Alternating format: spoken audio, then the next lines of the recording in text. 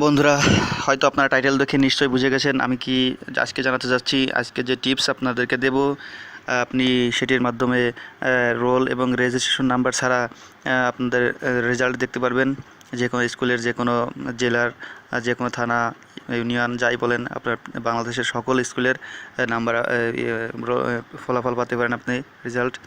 তো অনেকে হয়তো আপনারা এসএমএস করেন মোবাইলে, গ্রামীণ বাংলা লিঙ্ক সিমে এসএমএস করেন, কিন্তু আসলে ওই এসএমএসটা ফিরতে এসএমএস আসতে অনেক সময় লাগে।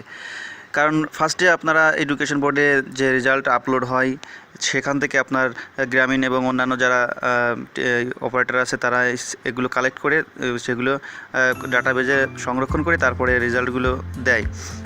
সেহেতু সেগুলো সময় সাপেক্ষ এবং আসলেই সেগুলো সময় সাপেক্ষ।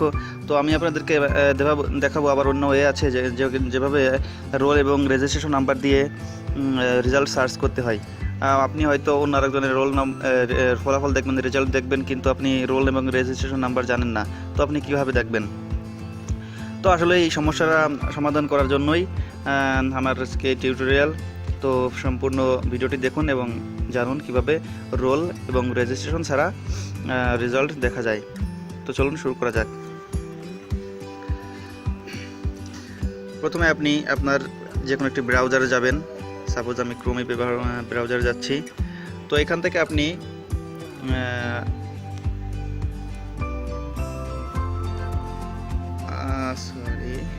তো এখান থেকে আপনি যে ইয়েটা আছে, আপনার ইউআরএলটা আছে, ওইখানে আপনি যে লিখবেন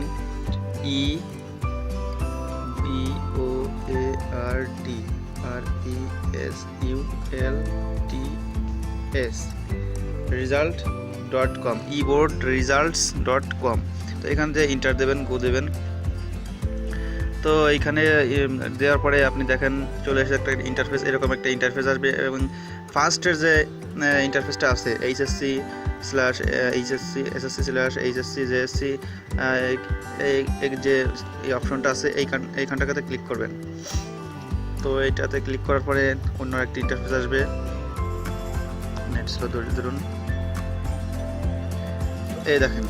তো এখান থেকে আপনি সম্পূর্ণ ইন্টারফেসটা চলে এসেছে। এখান থেকে আপনি এক্সামিনেশন, কি এক্সামিনেশন চাচ্ছেন, এসএসসি, জেডিসি, আপনার জেডিসি, এসএসসি দাখিল, সবগুলো আপনি এখান থেকে দেখতে পারবেন। সাপোজ আমি নিচ্ছি এসএসসি। তো এখান থেকে কোন ইয়ারে রেজাল্ট চাচ্ছেন আপনার, আজকে যে আসলে 2018 যে 6 তারিখে রেজাল্ট দেওয়ার কথা সেটা আসলে হয়নি, সেটা 2018 রেজাল্ট পাবেন না। তো আমি সিম্পলি দেখানোর জন্য আপনি 2017 দিচ্ছি। 2017 দেওয়ার পরে আপনার সিম্পলি আমি 2016 দিচ্ছি। বোর্ড দিচ্ছি আমি, আপনারা কোন বোর্ডে, যে কোনো যে লোক সে বোর্ডের আওতায় সে বোর্ড দেবেন। যশোর বোর্ড, আমি যশোর বোর্ডের আওতায় তো যশোর বোর্ড দেবো। তো এখান থেকে রেজাল্ট টাইপ, আপনি কোন ধরনের রেজাল্ট চাচ্ছেন। তো এখান থেকে আপনি সিম্পলি ইনস্টিটিউশন, 2 নম্বর যে অপশনটা আছে, 3 নম্বর সিলে আপনার আছে, ওইটা দেবেন, ইনস্টিটিউশন রেজাল্ট। তো এখান থেকে EIIN এই নাম্বারটা যাচ্ছে। আসলে আপনি তো হয়তো জানেন না যে স্কুলের নাম্বার আপনি রেজাল্ট আপনি নিতে চাচ্ছেন, সেই সে প্রতিষ্ঠানের হয়তো EIN নাম্বার আপনি জানেন না। তো এখান থেকে EIN নাম্বার জানার জন্য আপনি ট্রি এবং লিস্ট 2টা অপশন আছে। তো এখান থেকে আপনি ট্রি অপশনটা বেছে নেবেন।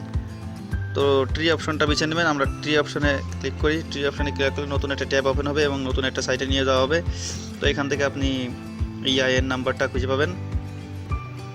আমার নেট স্লো। এখান থেকে দেখেন সুন্দর একটা ক্যাটালগ চার্ট উপস্থিত হয়েছে। তো এখানে জুম ইন করতেছি আমি। জুম ইন করার পরে দেখেন যে যশোর লেখা আছে, যশোর আমি ক্লিক করার পরে আপনার নতুন একটা চলে আসবে, চার্ট চলে আসবে। তাই এখান থেকে আমি কোন এইটা নেব, যশোর যে বোর্ডটা আছে সেখান থেকে কোন এলাকার আমি নিতে চাচ্ছি, কোন থানা, তা কোন জেলা অথবা। তো আমি যশোর নেব না, এখান থেকে আমি নেব যশোর, আমি মাগুরা নেব, মাগুরা। এবং আমি মোহাম্মদপুর থানার অধিবাসী, আমি মোহাম্মদপুর থানায় যাব এবং মোহাম্মদপুর থানায় যতগুলো স্কুল আছে সবগুলো এখান থেকে পেয়ে যাবেন।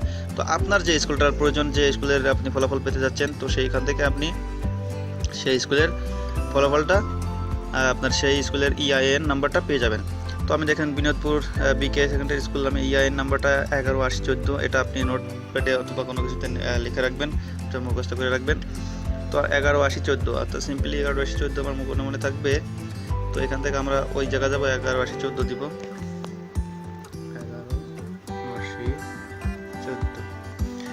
এইখান থেকে একটা ক্যাপচা দিচ্ছে, সেই ক্যাপচাটা আপনাদের পূরণ করতে হবে। হচ্ছে DAJA। তো এখান থেকে সিম্পলি আপনারা সব কিছু পূরণ করার পরে আপনারা এখান থেকে গেট রেজাল্ট দিবেন। গেট রেজাল্টে ক্লিক করার পর তো রেজাল্ট সিম্পলি কয়টা পাস করেছে কয়টা ফেল করেছে সেগুলো দেখাবে, সেগুলো একটা ইন্টারফেস আসবে এবং স্কুলের প্রতিষ্ঠানের সম্পূর্ণ ডিটেলস আসবে। এখান থেকে দেখেন বিজনেস স্টাডিজ পাস করেছে 41 জন, নট পাস একজন পাস করেনি, হিউম্যানিটি 59 জন এবং ফেল করেছে 19 জন, সায়েন্সে পাস করেছে 23 জন এবং নট পাস 4 জন, জিপি 5.0 পেয়েছে 6টা। তো এইখান থেকে আপনি সিম্পলি ডাউনলোড রেজাল্ট পিডিএফ, এইখান থেকে রেজাল্ট পিডিএফে ডাউনলোডে ক্লিক করার সাথে সাথে আপনি রেজাল্টটা পিডিএফ আকার পেয়ে যাবেন এবং সেখান থেকে আপনার রোল নাম্বারটা মিলিয়ে আপনার জিপিএটা দেখতে পারবেন। তো আসলে এটাই ছিল আজকের টিপস। এই টিপসের মাধ্যমে আপনারা অতি সহজে এবং সমস্ত বাংলাদেশের সমস্ত স্কুলের সমস্ত ছাত্রছাত্রী আপনার পাবেন, রেজাল্ট বের করতে পারবেন। তো ভিডিওটি ভালো লেগে থাকলে অবশ্যই লাইক, কমেন্ট এবং শেয়ার করতে ভুলবেন না। শেয়ার করে অন্যদেরকে দেখার সুযোগ করে দিন এবং তারাও যেন রেজাল্টগুলো পেতে পারে এভাবে সহজ পদ্ধতিতে। তো এবং যদি চ্যানেলটিতে সাবস্ক্রাইব না করে থাকেন অবশ্যই সাবস্ক্রাইব করে থাকুন এভাবে কিছু টেক রিলেটেড ভিডিও পেতে এবং টেক কিছু শেখার জন্য। আজকে পর্যন্তই, ধন্যবাদ, ভালো থাকুন।